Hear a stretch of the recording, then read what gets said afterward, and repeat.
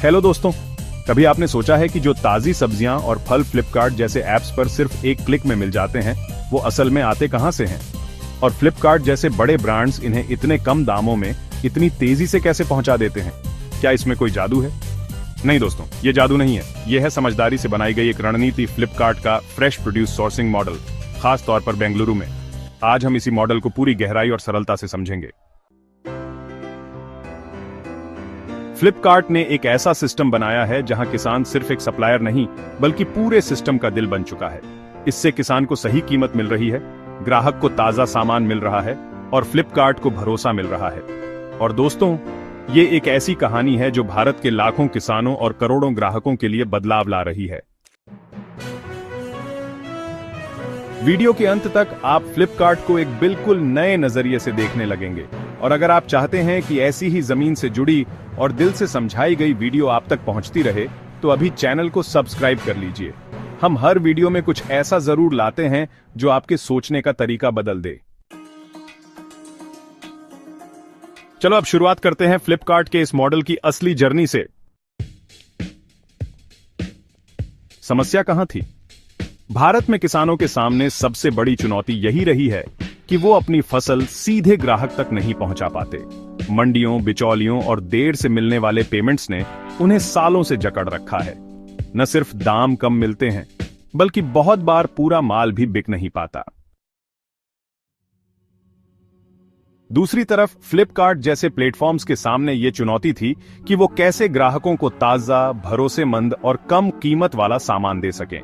अगर ये सामान मंडियों से खरीदा जाए तो इसमें समय भी लगता है और क्वालिटी की गारंटी भी नहीं होती। फ्लिपकार्ट का सॉल्यूशन एक नया मॉडल।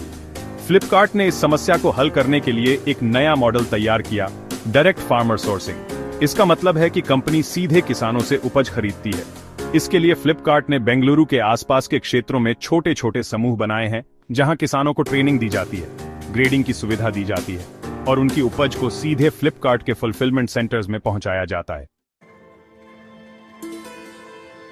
अब सोचिए, इसमें फायदा किसका है?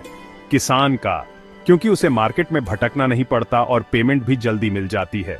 फ्लिपकार्ट का, क्योंकि उसे प्रोडक्ट्स की क्वालिटी पर कंट्रोल मिल जाता है। ग्राहक का, क्योंकि उसे मिलता है ताजा, सस्ता और ट्रैक किया हुआ सामान। कालियान और कबीर की जमीन से जुड़ी लीडरशिप। फ्लिपकार्ट के सीईओ कालियान कृष्णमूर्ति और इंस्टाकार्ट के प्रमुख कबीर बिस्वास ने इस मॉडल को सिर्फ प्लान नहीं किया, बल्कि खुद जमीन पर उतरकर इसकी गहराई को समझा। उन्होंने खुद लाइव डिलीवरी में हिस्सा लिया, यानी वो सच में बाइक पर बैठकर ऑर्डर डिलीवर करने गए। सोचिए, एक सीईओ जो अपने ऐसी ऑफिस से निकलकर सड़कों पर ऑर्डर पहुंचा रहा हो। यह सिर्फ एक पीआर स्टंट नहीं था, बल्कि एक साफ संदेश था। जब तक आप उस व्यक्ति की जिंदगी को नहीं समझते जो फ्रंटलाइन पर काम करता है, तब तक आप एक सच्चे लीडर नहीं बन सकते। किसानों के लिए गेम चेंजर कैसे साबित हुआ यह मॉडल? पहले किसान अपनी फसल को लेकर मंडी जाता था, वहां नीलामी होती थी, दाम गिरते बढ़ते थे, कई बार माल वापस ले जाना पड़ता था। लेकिन फ्लिपकार्ट के साथ जुड़ने के बाद किसान को पहले से पता होता है कितनी डिमांड है। उसे क्वालिटी स्टैंडर्ड सिखाए जाते हैं, उत्पाद का वजन, ग्रेड और पैकिंग सब पहले से तय होता है और पेमेंट सिर्फ 48 घंटे में उनके बैंक खाते में। किसानों ने बताया कि उन्हें अब अपनी मेहनत का सही मूल्य मिलता है। एक किसान ने बताया, अब लगता है कि मैं सिर्फ किसान नहीं, एक उद्यमी भी हूं। ग्राहकों का अनुभव कैसे बदला? जब ग्राहक फ्लिपकार्ट पर सब्जियां और फल ऑर्डर करता है, तो उसे अब यह भरोसा है कि ये ताजा है क्योंकि फार्म से सीधा आया है, ये सुरक्षित है क्योंकि हर बैच की ट्रैकिंग होती है, ये उचित मूल्य पर है क्योंकि कोई मिडिल मैन नहीं है। और दोस्तों, जब ग्राहक को भरोसा मिलता है तो वो दोबारा जरूर आता है, और यही है फ्लिपकार्ट की असली जीत। टेक्नोलॉजी का कमाल। इतना बड़ा नेटवर्क बिना टेक्नोलॉजी के नहीं चल सकता। फ्लिपकार्ट ने एआई बेस्ड डिमांड फोरकास्टिंग से लेकर आईओटी इनेबल्ड वेयरहाउस सिस्टम तक सब कुछ तैयार किया है। इससे उन्हें हर इलाके में कितनी डिमांड है, इसका अंदाजा पहले से लग जाता है। स्टॉक कब खराब हो सकता है, इसकी चेतावनी समय से मिलती है। कोल्ड स्टोरेज की मदद से फल और सब्जियां ज्यादा दिनों तक ताजी रहती हैं। सस्टेनेबिलिटी और रिस्पॉन्सिबिलिटी। फ्लिपकार्ट सिर्फ मुनाफे की सोच नहीं रखता, उसने जिम्मेदारी का एक नया मानक तय किया है। बायोडिग्रेडेबल पैकेजिंग का उपयोग, एक्सपायर्ड उत्पादों को डोनेट करना, किसानों को सस्टेनेबल फार्मिंग पर ट्रेनिंग देना। यानी ये सिर्फ एक बिजनेस ऑपरेशन नहीं है, ये एक मिशन है, एक सामाजिक जिम्मेदारी। भारत के नक्शे पर यह मॉडल कहां कहां पहुंचा? बेंगलुरु इसका पहला पड़ाव है, लेकिन फ्लिपकार्ट इस मॉडल को महाराष्ट्र, पंजाब, उत्तर प्रदेश, तेलंगाना जैसे राज्यों में भी ले जा रहा है। लक्ष्य है हर राज्य के लोकल किसान को इस सिस्टम में लाना। तो फ्लिपकार्ट से क्या सीख मिलती है? फ्लिपकार्ट ने यह साबित किया है कि जब किसी कंपनी का दिल और दिमाग दोनों जगह काम करता है तो वो सिर्फ कारोबार नहीं करती, वो बदलाव लाती है। और दोस्तों, अगर आपने अब तक इस वीडियो को देखा है तो एक लाइक तो बनता है।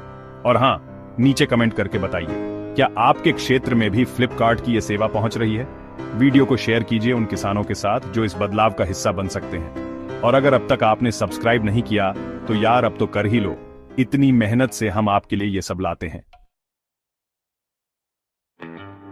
निष्कर्ष, ये सिर्फ एक सप्लाई चेन की कहानी नहीं है, ये उस सोच की कहानी है जो भारत को आगे ले जा सकती है।